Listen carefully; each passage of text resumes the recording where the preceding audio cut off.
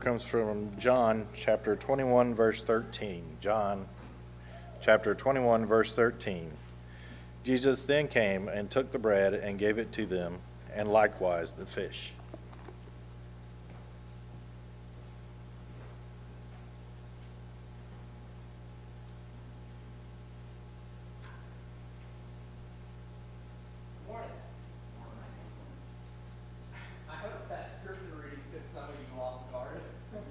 So there's a couple of scriptures I was going to give to Mike because he was asking me what scripture that he could read this morning. And there was one more normal sounding one, and then there was that one. And so I decided to give him that one, hopefully to get people to go like, we just reading anything now on Sunday morning? Is there any theme to this? Well, there is, and it's going to make sense, hopefully, by the end of this lesson. You know, you can make a lot of things. You can use a lot of different ingredients to make bread. And I didn't know this, and perhaps some of the ingredients you shouldn't ever use to make bread, but you could make, if you wanted to use something instead of your normal flour to make bread, you could use cauliflower, which is strange. You could also use chickpeas, also weird. You could use quinoa. Again, does not sound great to me. You can use oats to make bread. You can use corn to make bread. And in fact, it's so simple to make, which I'm not saying it tastes good, but I'm saying bread is so simple to make that for a long time, it was used by explorers and by the military, and they made something called hardtack. Now, I don't know if you know what hardtack is or if you're familiar with that, but basically all it is flour and water, and then they would mix it together, and it would turn into this really hard, flat bread, and they would pack it into their bags on like military campaigns, and they could preserve it using some salt, and it would last for a long time. In fact, the oldest piece of hardtack that they found, according to ancientarchaeology.com, was 1,600 years old. A piece of bread, a piece of hardtack was that old, and I imagine at that point it was extremely hard or very crumbly, depending on it. But we had to make hardtack one time for an experiment in school, basically as my dad, but he would read history to us in the evening, and as he would open up the history talking about the Civil War, and my parents are both Southern, and so there was a lot of Civil War teaching growing up, and we'd talk about a hardtack, and I remember we made our own hardtack, and we sat down and we began to listen to Dad tell the stories about the rebels and the Yankees, and he would read the story and make all the different voices for, Robert E. Lee, and he would make battle sound effects and stuff whenever there was war going on. It was great, and it helped the history stick really well. But we would be sitting there munching away on some hardtack as he's teaching it, and that is homeschooling in a wrap for you. But I remember I really enjoyed it a lot, but the hardtack was disgusting. You can make bread out of a lot of things, but you know what you can't make out of a lot of things? Fish. Fish is one of those things, because it's alive. We know that Jesus and God, they are the author of life. They are the creators of life. And so you can't do that. With bread, you can make all different kinds of bread with all different kinds of ingredients. But with a fish, you can't do that. You can't make a fish. You can't create life. They've tried to do it in the laboratory. They've tried for a very long time. You cannot create life. You can't create a fish. That's exactly what Jesus did, and to prove who he was. And we're going to talk about this event that happens in John chapter 6. So if you have your Bibles, go ahead and open up to John chapter 6. And we're going to talk about the feeding of the 5,000. And we're going to look at it from three different perspectives. And this is how we can relate to the main characters in this passage. And we're going to try and do that and see how we can relate to each of these individual characters that we read about in John chapter 6. Now, it's very interesting to me that Jesus' ministry, as he begins his ministry on earth, which really didn't last that long, but as he's beginning his ministry, it starts off with a whole bunch of fish.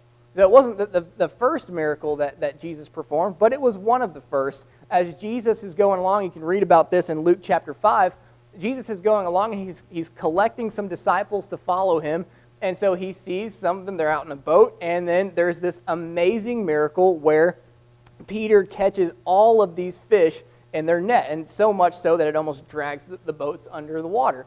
And so Jesus, his ministry starts off with a whole lot of fish, but then we get to this event in John chapter 6, and we see that after this, Jesus went away to the other side of the Sea of Galilee, which is the Sea of Tiberias, and a large crowd was following him because they saw the signs that he was doing on the sick. And so Jesus went up on the mountain and there he sat down with his disciple. Now the Passover, the feast of the Jews, was at hand, and so lifting up his eyes then, and seeing the large crowd was coming towards him, Jesus said to Philip, "Where are we to buy bread so that these people may eat?" And he said this to him as a test, for he himself knew what he would do. All right, the first character that we can relate to in this story at some point in our lives, guaranteed, is going to be Philip. If you're a Christian this morning and you have been living the Christian life for some time, maybe sometimes it is that you feel like Philip, where it's almost like you've gotten to this point in life and it's like it's a test. Now, sometimes this isn't very comfortable. It's not a comfortable experience to go through. If you've ever prayed for patience, my mom has always said, if you pray for patience, before you do that, make sure you're prepared to be tested and to have your patience tested. But a lot of the times, if we get to a moment in life that seems like you have two routes that you can go. There's a good choice to make and there's a bad choice to make there. It's almost like it's a test for us as Christians. And so Philip finds himself in this situation here. Whether or not he knew it was a test, it was. And it comes in the form of a question. Jesus asks him, where are we going to get enough bread for all of these people? Now, I want you to notice as we got down to this point here, there's the large crowd that's following him. Notice the reason that they're following Jesus is because of the signs that he was doing on the sick. So you have a crowd of people that are following Jesus because of the miracles that he's performing, but then you have a disciple of Jesus who is asked, where are we going to get all this bread? And his answer is not for the same reason that the crowd is following them. Well, I mean, you're the one that can perform all these miracles and signs, so obviously you have the answer. A disciple of Jesus cannot see what some of these people in the crowd can clearly see, and so he decides to come up with an answer that is very, very human. And this is why I think that we can relate to Philip so much. We get to a test, and we get to this moment in life where maybe we're not sure what the answer is, and instead of our answer being, well, God, you have all the answers, and you can accomplish whatever it is that you would want, we try and come up with our own very human answer, and it begins to look like a very impossible solution. So look at this. As we start in verse 5. So lifting up his eyes and seeing that there was a large crowd coming towards him, Jesus said to Philip, where are we to buy bread so that these people might eat? Verse 7, Philip answered him, 200 denarii would not buy enough bread for each of them to get a little, or in other words, to have just a bite. And so Philip's answer, his response is very human. If it was up to Philip, if it was up to the people that are there, not Jesus who can perform miracles, but if it was up to the people that were there, they're thinking in terms of, well, let's see, here's what money can buy. Let's see, well, let's look at this logistically. With all of these people that are here, how feasible is it for us to do? We're out in the middle of nowhere. In fact, this region, it's been speculated, and I don't know how they know this for sure, but this area that they are sitting on the side of the hill, they've claimed that they have found this region and that it's a very desert type of region. So there's not a whole lot around, not a whole lot of civilization around there. So they're out in the middle of nowhere. They're sitting down, and so the answer is, well, even if we had 200 denarii, even if we had all of this money, we could still not buy enough bread. First of all, how are we going to get it back from the marketplace? How are we going to walk all the way there and all the way back? And by the time we get back, there's only going to be enough of pretty much what we all just had just a second ago. Little communion bite for everybody in that crowd. And it's not going to be enough. That amazes me. But then when I think about how some of us are today, we respond to Jesus in a very similar fashion. We get to a point in life where we are tested. And we think, how is God going to provide in this situation? And it's almost like Jesus is asking that question of us today. How will you be in this situation? If you have to stand up in your job, I know some of those that are in teaching positions or in nursing positions, they are faced with some dilemmas that are, they're moral dilemmas, right? They're on the ethical side of things. And so they're forced with questions that they have to answer. If I answer this according to my belief as a Christian and according to the teachings of the Bible, then I might just get fired for this. Or when it comes to a conversation maybe you're having with your coworker, if you offend that person and they go to the boss, then I could get fired for saying this or for teaching this. And so you have this question that's basically answered to us and it can be in several other ways as well. You have a question that is a test, one way or another, from Jesus, and our answer might be very human, just like Philip, even though we claim to be disciples of Christ. Okay, so moving on. So Jesus has his answer. Philip answered him 200 denarii. I'll get to verse 8. One of his disciples, Andrew, Simon Peter's brother, that's the brother of the one that caught all of those fish, by the way, as he decided to follow Jesus, said to him, "There's a boy here who has 5 barley loaves," another ingredient you can make bread out of, barley, "and 2 fish. But what are they for so many?" That's a great question. And why would that be brought up?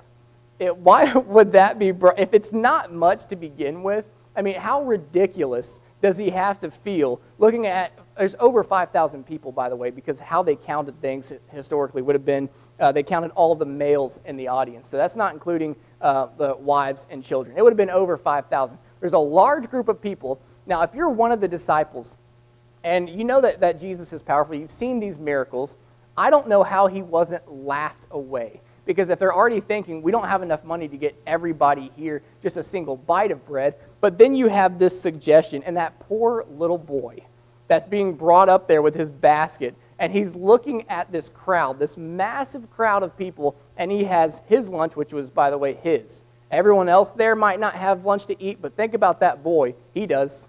He has something, and now you hear this conversation going on, like, hey, maybe we could split this little boy's lunch with all these people here. How would you feel if you were that boy? Go, no, this is y'all's problem. It's not my problem. I showed up with lunch. My mom packed me lunch, didn't pack you guys enough, and there's no way you're going to dice all this into microscopic pieces to feed everybody here. Sometimes we relate to that boy there, but in a different way. Maybe we think, what is it that I have to offer? We show up to maybe we show up to a new congregation, or we've been going to a congregation for a while, and we don't know where we fit.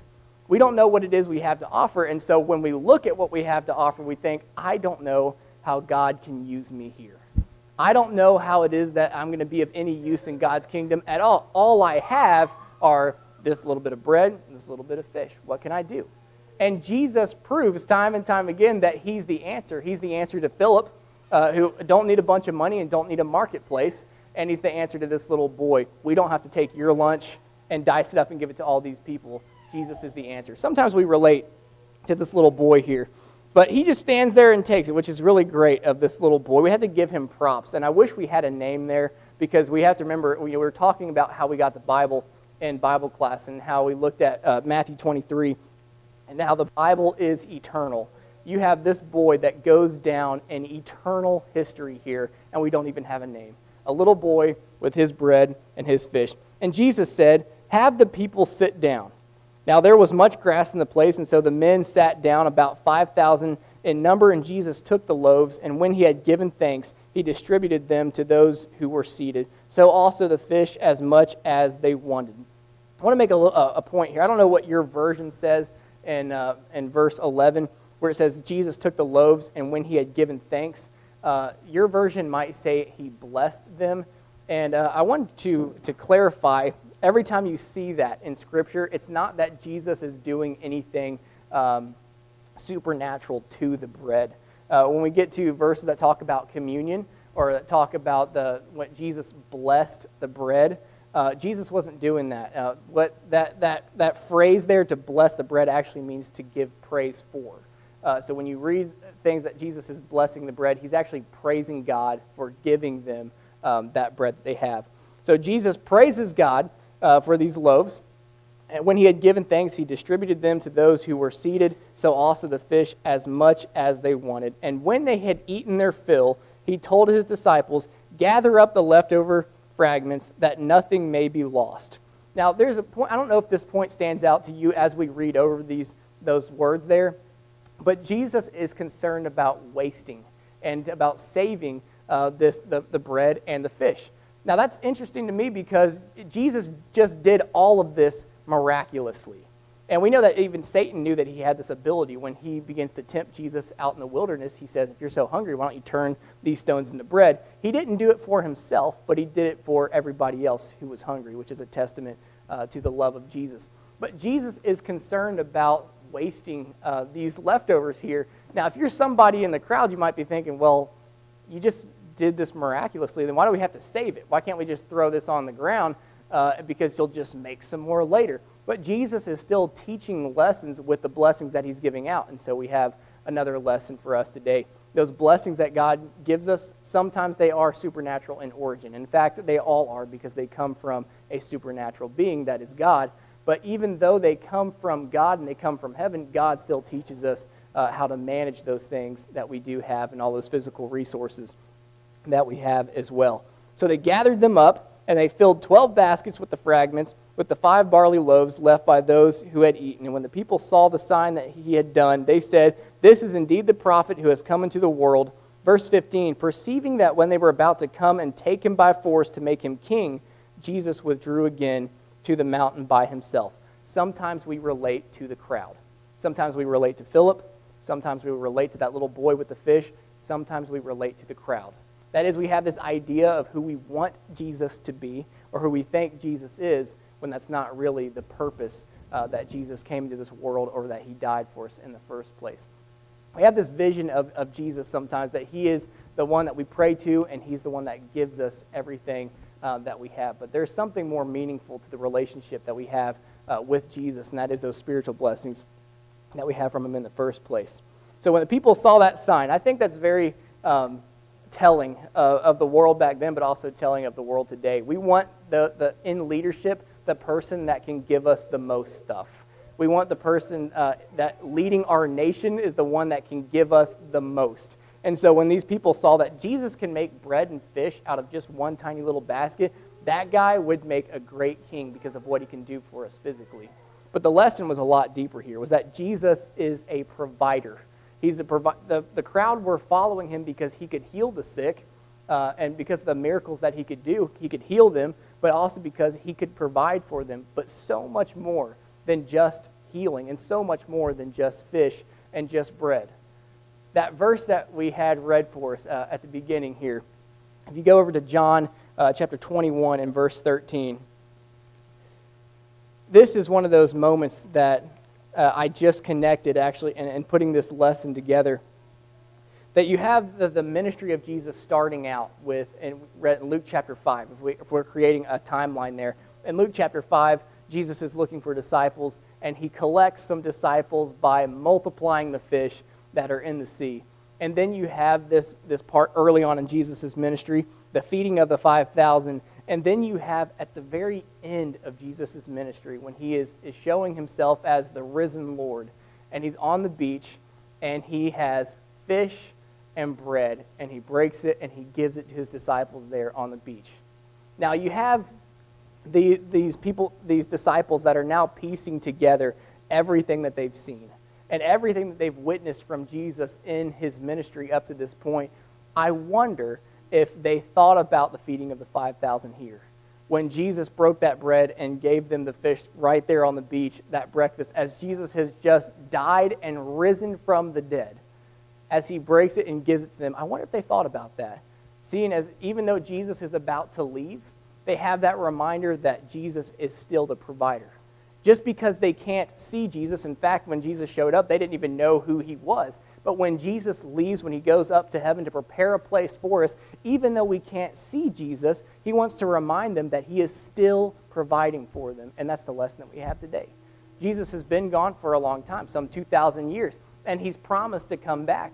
But in those times when we're faced with those tests in life and we're in that position of Philip, or when we feel like that boy that just has this small little lunch that has to feed an impossibly large group of people, or when we feel like that crowd who has a different idea of Jesus, the point is being nailed down here, and it is for us today, that Jesus is the provider and he is the answer, and that there's something bigger going on than just a feeding of our physical selves. If there is something that you are struggling with this morning, then hopefully this has been a reminder for you that Jesus is the answer. He can provide you what you're looking for. If you're following Jesus because he is a healer, well, and you have something that you need to be healed of spiritually this morning, so a sin problem that you're wrestling with, then Jesus is still a healer today. If there's something missing from your life, you have been looking for maybe your purpose or your place, then hopefully this has been a reminder that shows you that Jesus is the one that can provide you with that purpose and with that sustenance that we have from heaven. If there's something we can pray for you about, something you're wrestling with, then that's what we do here at the Farley Church of Christ. And why not come as together we stand and as we sing.